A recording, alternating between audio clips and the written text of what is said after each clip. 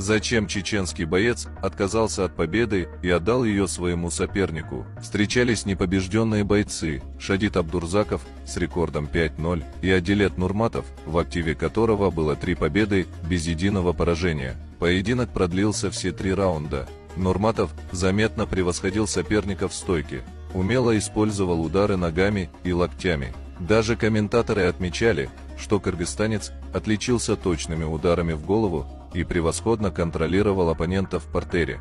По окончании поединка судьи единогласно отдали победу бойцу из Чечни, однако Абдурзаков не согласился с решением судей и отказался поднимать руку.